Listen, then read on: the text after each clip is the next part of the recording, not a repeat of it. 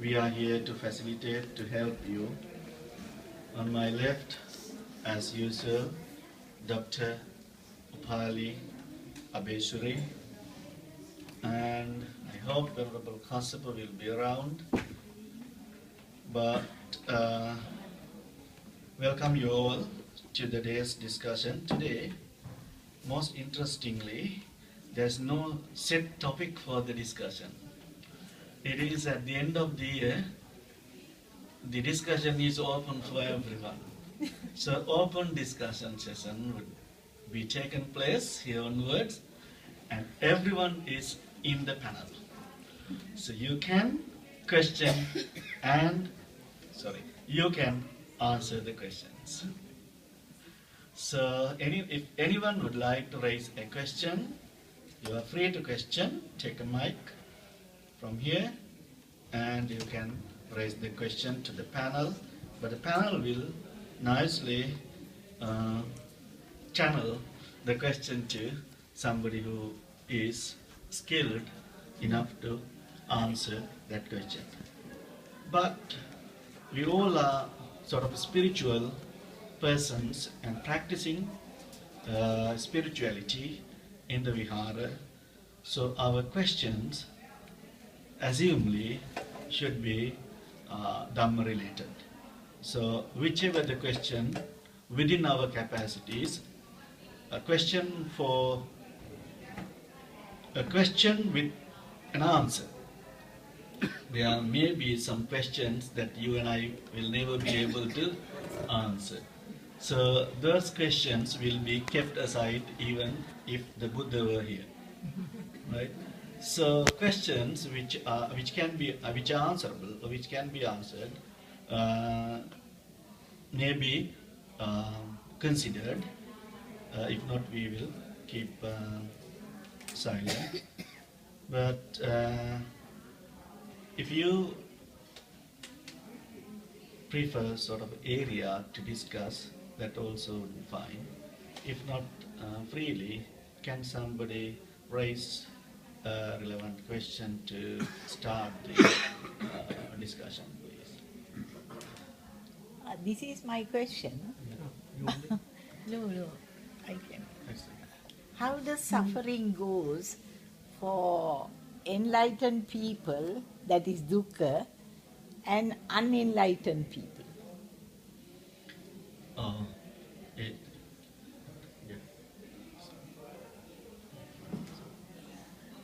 Dr. Abeysiri.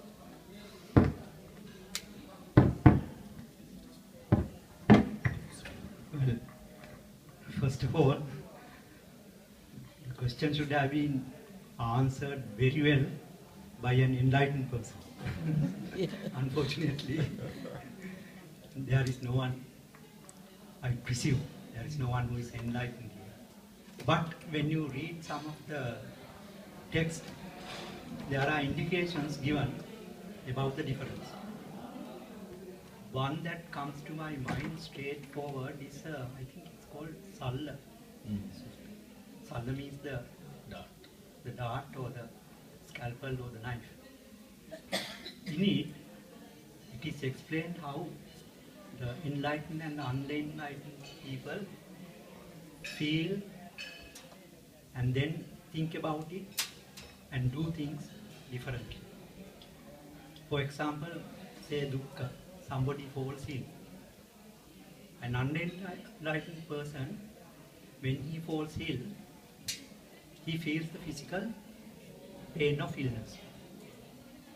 Now that starts him thinking. In Pali it's called prapancha. And he thinks, oh, I am ill. Actually, it's not me that is ill. It's my body, some part of my body that is ill. Unenlightened person doesn't think that way. He thinks, I am ill. And I am having pain. So I feel sorry for myself, I feel pain, I start crying, I feel all sorts of bad feelings. And then we think, why did I fall ill? Why me? Why me? And if I am thinking of God, then you get angry with the God. Then if you are not thinking of God, you get anyway angry. I am the one who is feeling it. And that gives rise to all sorts of reactions. Reaction to people who are treating, reaction to the surroundings, and makes a life unpleasant for him. And sometimes he might think, oh, I'm going to die soon, so I might just enjoy and die. And then I can go and do wrong things to enjoy my life and fall into further problems. So this is how the unenlightened person feels. Whether it is happiness or when you are happy also, the unenlightened person feels, oh, I am happy and I am doing this, I am doing that, and then you keep on thinking and proliferate the thing. That's what's called prapancha. In contrast to that, the Sutra says the enlightened person, when he feels ill, he thinks, oh, my body is ill. There is nothing called me, it's my body that is ill. And this is the pain that I am having. And I am going to suffer this pain with equanimity. I don't get angry, I don't get happy, I don't want to get other enjoyments to counteract for this.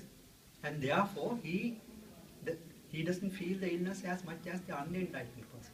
Unenlightened person feels ill twice, once in his body, once in his mind. Whereas the enlightened person feels only in his body. And not only that, he feels when there is happiness, he feels, oh, this is making me happy, this is a very nice tasty food, I am happy. But that doesn't mean that I am going to eat too much and or get into all sorts of thinking on this. And because he knows, if you have happiness, you have to pay for it. As the saying goes, there is nothing called a free meal in this world. If you are happy, then you have to pay for it later on. Say you eat a lot of chocolates or sweets, and then you develop diabetes or become obese and all sorts of heart problems like that. So these are in Pali, they are called adina, but you pay for it. Right? Aswada is when you feel happy for the time being.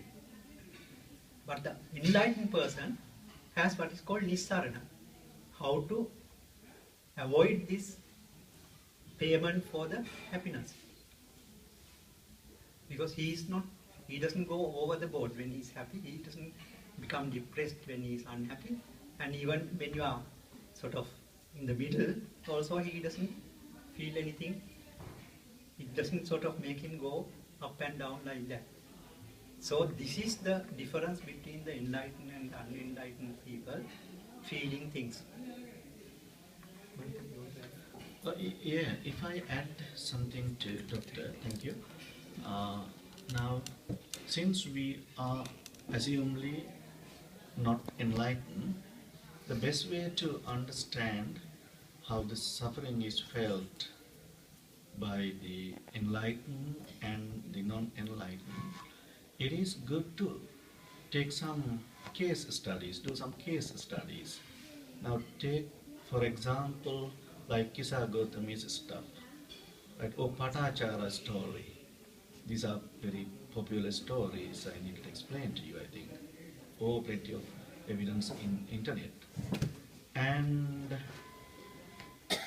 think of the way how they reacted to their sufferings when they were not enlightened and after being enlightened. And if you take the case of Venerable great disciple Moggallana, so after his being assaulted, attacked by the thieves, how he reacted to his body pain and his nature of suffering. And at the same time, if you read the discourse of the Mahaparinibbana, the last days of the Buddha, he reveals the pain and the aches and pains of he himself with Ananda. Oh Ananda, I feel pain from this side and it goes up way to this side, and it at times starting from this side, goes deep down into this side, and the inner pain in my lower back comes through the spinal up to my head and shoulders, spreads everywhere. And at the same time, he has a stomach pain and diarrhea. And see, despite all of these sufferings, physical sufferings, he continues his journey up to, the physical journey up to Malava's grove, to pass away, and his mental journey to explain the reality through his own experience. So, if you peacefully analyze these issues and try to understand the reaction, rather the perception that they have towards this word dukkha, that Buddha he himself clearly explained at the very initial stage of his teaching, and throughout of his teaching he maintained that the ultimate truth is that this world is upon the suffering. Dukkhe patitito lo. This world is on dukkha. To him, dukkha is threefold: the superficial suffering, the day-to-day mundane suffering, and the dukkha dukkhada, and then he explained the viparinama dukkhata. Viparinama dukkhata is the suffering of change, right? The dukkha, the suffering derived from the nature of impermanence or change, and the absolute, very profound dukkha, which is the underneath dukkha, which you and I can't explain, but an enlightened would explain to the world, is the sankhara dukkhata, the suffering derived from the formations. Because of this formation, the dukkha comes into exist. So, in Buddha's eye, the point of Buddha's eye, he would take the superficial dukkha as normal. They are at times human control. Some of the aches and pains can be cured, can be ignored, right? So that suffering, of course, is basic. So we can react against, if we have a sort of stomach pain, we can have some medicine and it can cure. But change, that you have to accept. You can't stop changing, right? So dukkha derived from change has to be tolerated, has to be accepted. And the last bit of sankhara dukkhata, the dukkha derived from sankhara, the formation, has to be understood. That has to be understood. So dukkha is there, that we have to react against the dukkha in different stages, in different ways. That only it is on to one's perception. So our perception as mundane human beings would be clearly, as Doctor explained, the proliferations that we have, the prapanchas we maintain, and we give rise to our own thoughts and multiply it into millions of thoughts, and we indulge in it. When it is pleasant, we enjoy it. It's unpleasant, we hate it, and which drives us to the two extreme ends, the mortification and the indulgence.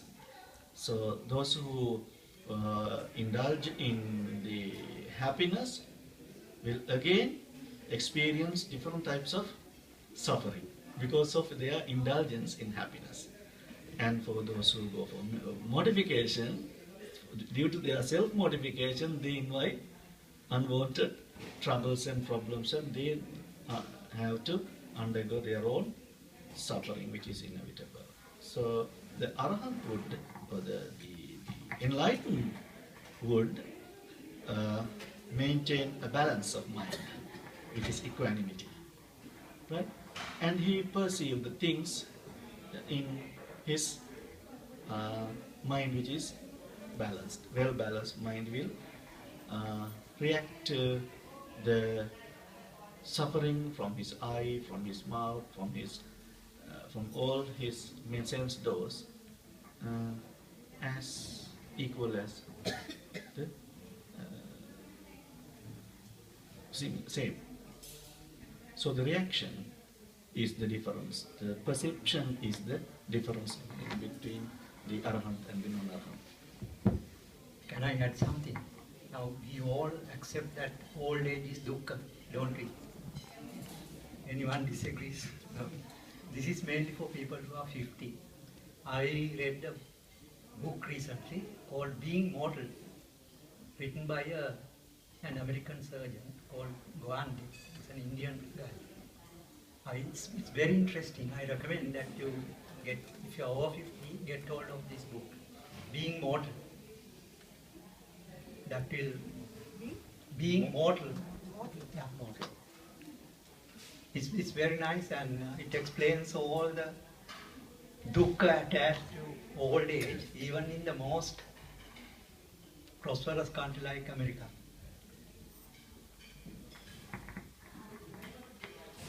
If anyone has any issue, anything to add, you can do so.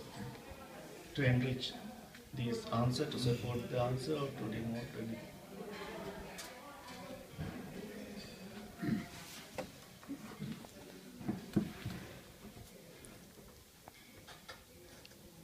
Go on.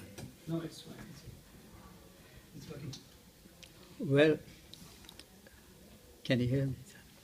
Closer. I think it's a difficult task. If we think in terms of an enlightened person, we may not have the situation to raise this question. Because you consider that there isn't an enlightened person in this area, which is true. Because now you have heard that Buddha, Mahakassapa, they all had a tremendous amount of pain due to certain situations. And in fact, it reaches Buddha's ears. Now let's see how he tackled this situation. We were made to think that all people who are enlightened, in some way or another, first of all, we as little boys growing up, we did not know that the enlightened people got suffering. Because we heard that suffering is not there. No, suffering is there even for the Buddha. So let's face it. Now, we'll take a good example. Ananda hears that one priest has a tremendous amount of pain. So see how Buddha was a person who can see through things. Then he realized this is the person and who has this ailment. And so he is called the great physician because he could solve it. Now he told Ananda, well, such and such a priest has immense pain. You go there and preach him. So you might think he is in pain and this fellow is being told to go and preach him. And we all know what he was told. He said, Ananda, as you all know, has a photographic memory. Once said, he remembers.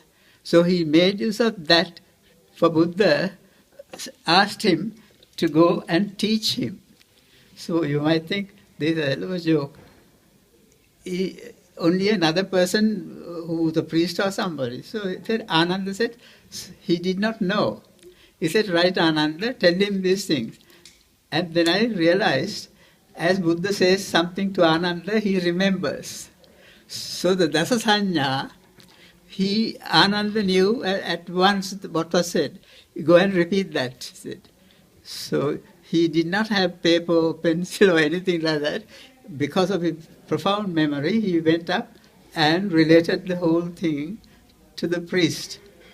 And he was cured of it. Then I also realized these almighty people who have got that amount of higher ability, they when they are born, even Buddha had ailments where he had, and Mahachunda related.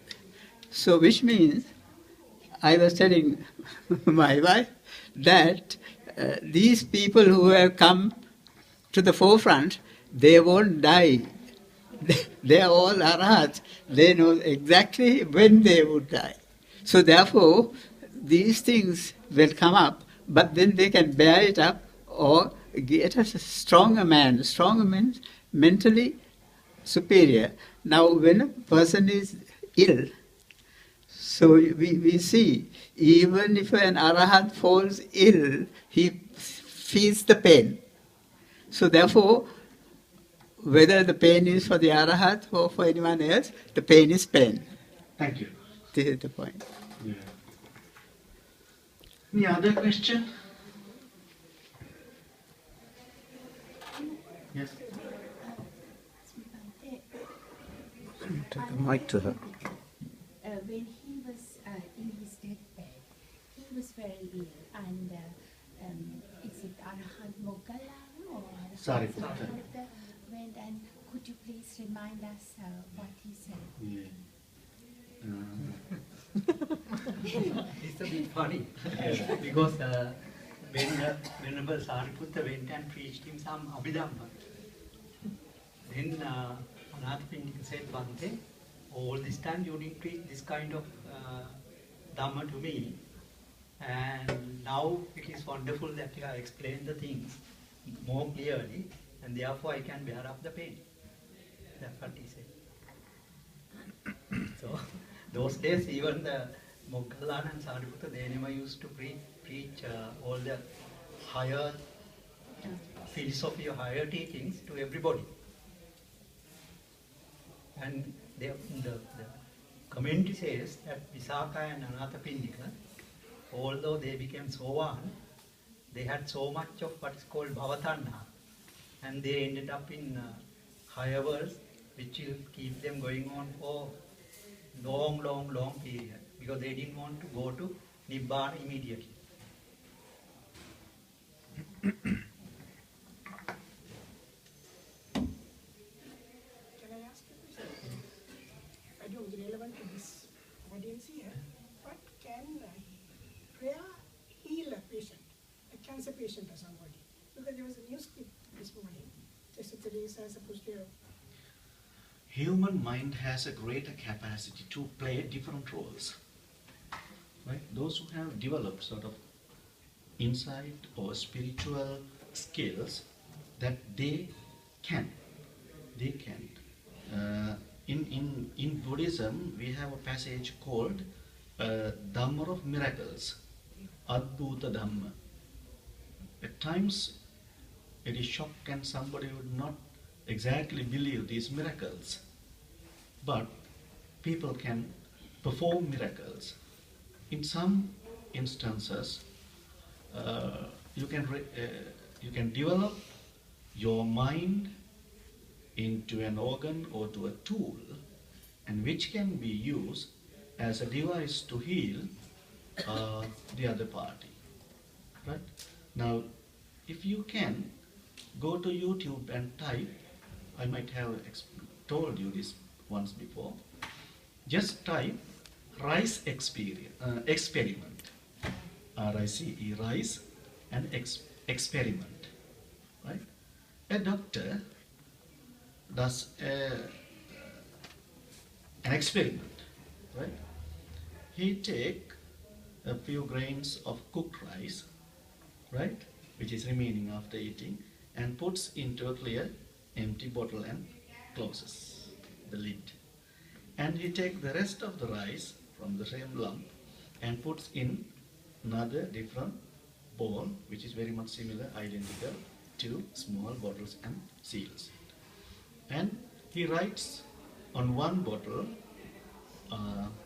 love, and the other he writes hate.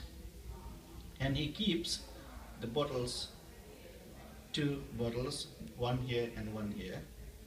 And every day morning he would take one and say, "Oh, I love this rice," and keep it here, while radiating absolute, genuine love to that, the true sense of the meaning. He speaks the words. And he takes this rice, hate rice, and he says, "Oh, how ugly, horrible, I hate this rice." It's funny, but it's still true, right? Today, do this experiment at home, right? And first 5 days, he doesn't see any change to the color or the shape or the whatever the rice in. But the 6th day, the little mole starts to develop, right? And in the hate bottle, it becomes blackish, and finally within 13 days or so, completely go black with some moss and yes, molds in it. And the other bottle remains as the same, right? And it's amazing. Just the word, just the words, no chemicals, nothing. Love and hate. Love and hate, right? And he does very many different experiments in the same way.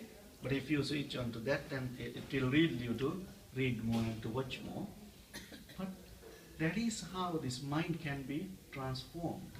The Human being, you can pray like that. Yes, Cure somebody. yeah. It's not the prayers, the words that I don't know what does it the, is, yes. yeah, the inner healing spiritual power that can heal or curse the person. Okay. Yeah, he also, just to add to what Bhante is saying, he did an experiment on water, and so the first type of experiments he did were on samples of water, and he did exactly the same thing, and then he looked under the microscope at the molecular structure of the water, and the water changed its structure according to the words that he applied to the water. And if you take the fact that, of course, we are composed of largely water, then of course it has a massive impact on the human body, as it would on any other structure that is largely based on water, which is pretty much everything. So yeah, very, very interesting research. Yeah. Also, you But, must remember that the sound we can hear is a very limited range. Yeah. There is a big area where we can't hear. Some animals can hear like that, and especially the thing called ultrasound. Now there is a ultrasound scalpel. I have used it myself. You can operate with the ultrasound scalpel. You can cut tissues with the ultrasound scalpel. Similarly, you can destroy kidney stones and things like that using these sound waves. And therefore, we don't know. Because we don't know, we must not say it is not true. That particular patterns of human speech may be creating some kind of pattern that's healing to the tissues. Now, as Buddhists, we believe in what are called parith chanting. And especially when somebody is healed, there is a special parith called Saptabojjhanga. When somebody is about to have a delivery of a baby, they give Angulimal parith. We don't know whether that particular parith, when you chant, creates a pattern of sound waves that's giving rise to this kind of result. Other thing is, human mind itself, if you believe that this is going to help me, will create in your mind, in your brain, you know that the brain can create hormones. It can create hormones and other substances that can cure diseases. But there are some diseases which no amount of prayers or no amount of the pujas or services or anything can cure. I call them karma roga, especially types of cancer, because I was involved in it. I know that there are some cancers, whatever you do, chemotherapy, you do everything on earth, but it goes like wildfire. Whereas in some other people, it gets given. So it is partly due to your past karma. So it's true, there may be some kind of yeah. effect and healing from prayers. And especially when in our Theravada Buddhist tradition, when the monks are trained in the monasteries, especially in the Samanera training centers, the senior monks would train the junior monks to chant different discourses in different tunes. Right? So Angulimala and Jayapirita, the minor discourses at the end of the collection of protective discourses in the Paritta book are chanted a bit sweeter than the other, and this alliteration, pitch and pause is completely different from the main discourses. And for main discourses, of course, the first few, the three standard discourses are chanted in a different tune, and the rest of the few discourses, maybe 10, 12 discourses, are chanted in different tone. And Dhammacakka, of course, has its own style, and Mahasamaya into a different tone, and Atanatya, you might have heard the last, it's shouting and chasing the yakas and the evil spirits. So you will give sort of weight to the words and stress some words, and this sort of variation of the chanting should have sort of effect, the zodiac effect, right? The sound, this is rather zonic. The sonic effect can have very many different uses. Therefore, unfortunately, we never know, which is lost in this history. But in the books, it says for those sarabhanyas, those who become masters of chanting, have to follow different ways of chanting, which culminates for about 44 types of different ways of chanting. Sarabhanya Visaradas. So Sarabhanyas will, one time he will say Namo Tassa Bhagavato Arahato Samma Sambuddhassa. That time he will say Namo Tassa. So it changes tune. So this sound, the same word but spelled sounded in different ways, gives different emotional changes plus other changes. Now, if the same word is raised to a different tone, it gives different meanings, isn't it? I have one minor experience. You know this in Sri Lanka they have what's called mantras, and they all start with Om Ring Kattu Kattu. Om Ring Kattu Kattu. When my little grandson falls or does something and comes crying saying it's hurting, I touch that place and say Om Ring Kattu Kattu. Within 1 minute he has stopped crying. He has got used to it now. Now anything happens, he comes running and says, see, say that thing, Om Ring Kattu. It all depends on the type of person who utters it. Now, Buddha's words, or one of the great Arahant's words, because they are so pure, enlightened. So I was telling her once, it's not everybody who will be using those same words, but the effect may be different. Because look at Buddha, he stood along the way when Devadatta sent the drunken elephant. Then Ananda went in front of Buddha. He said, Ananda, just move out. He said, oh Lord, what will happen to you? He just waited and said, move out. And then he held his hand up and said, "Stop." The elephant stopped. If anyone else did it, he would have been just so even now I used to say that if that what was stated to Angulimala, if Buddha didn't tell him, he would have said, "Go to hell," and gone ahead, because his power was in his purity. So therefore the great saints had that power. I mean, I'm sure that even in other religious setups, it may be having, because you believe in that sort of thing, and this is a virtuous person.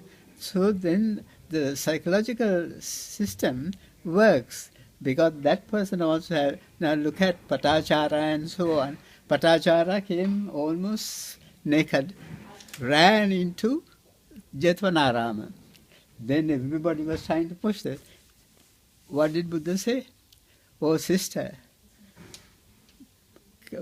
just channel your thinking power, naganiyani." Sister. Sister. That's the So it depends on the might of the person. And the words. Words have that power. In my personal experience, just for personal thoughts, one grown-up child who's doing his A-levels, was very naughty, and he's being punished by almost every teacher in the school. And he creates something every day and gets blamed. And once he sent to my room, at that time I was the principal, and I just said, it automatically came to my mouth, I said, "Puta." Usually I call these young kids Puta. Puta is son, right? So Puta, and he started screaming rather than crying, and fell onto my feet, and he cried for hours, I think. And I tried to stop him crying. And he said, "I am 17 now. It's the first time I heard the word son." That is the very root cause of his misbehavior. Because he is not treated at home, he is not recognized, he lives with his stepfather, and mother is of sort of different character, and she has another 2 kids, they are very younger to him, so he's grown up. He feels always alone at home even, and he was completely neglected, and nobody calls him Puta. So this is the long awaiting wish that he had in his mind, to be called somebody, his Puta, and to show him some love. Once he received it, he couldn't bear it. He broke down.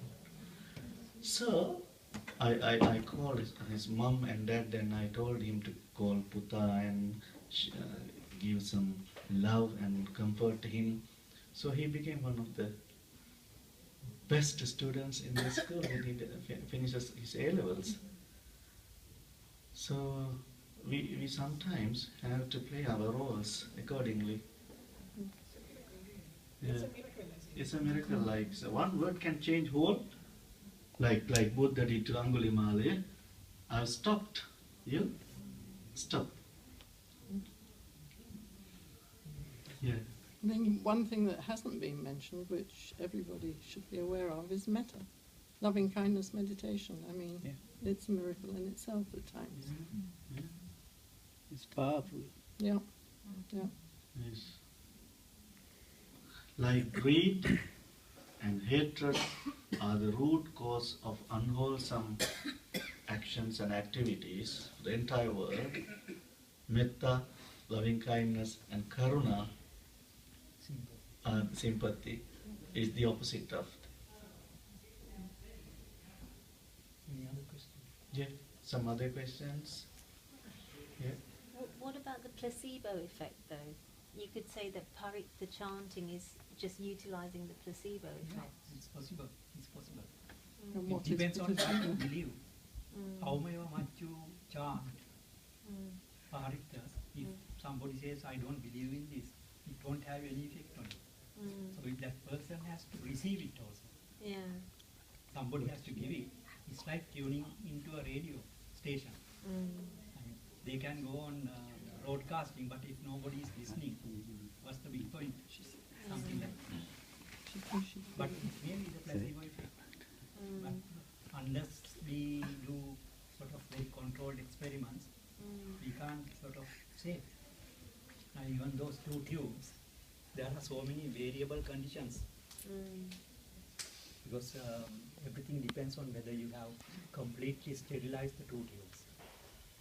And whether they, when they open, emitted air with some spores in it. So there are so many variables. But the fact is this happened. And there must be some effect on it of these words. This is why this, when you go to the scientific community, they don't accept all these experiments and theories unless somebody has replicated it under various conditions and eliminating all the variables. This is the problem we have about convincing the Western world, who have been conditioned from their very small days to one life, and then you become a spirit and will be redeemed or sent to hell at the end of the thing. That is conditioned in most people. You can't convince them about rebirth. Now the other day we had a professor who gave a lecture here, and he was talking about thinking of Jesus as Bodhisattva. You can't have the Bodhisattva idea without rebirth. And he said, I don't believe in rebirth. So how can you have a Bodhisattva without rebirth? So this is the thing. Now we can't prove rebirth and all those things about people who are living their earlier life and all these things. They put forward other theories. Say unless it is proved scientifically, we don't believe it. So that's the wrong attitude. Simply because we can't prove it, it doesn't mean that it's not true. But they must say it's not proven. But today we have plenty of evidence. Now if you type again on Google to find Anita Mukherjee and Murjani, Anita Murjani, right? So she had a coma, right? She nearly, passed away. And her consciousness was roaming. And she wished to go to see her dad. He was dead and gone at that time. Was born somewhere according to herself. And then he wished to see her brother. And he was in some other country. And she went to see him. And then she was reluctant to leave her body. And first she made herself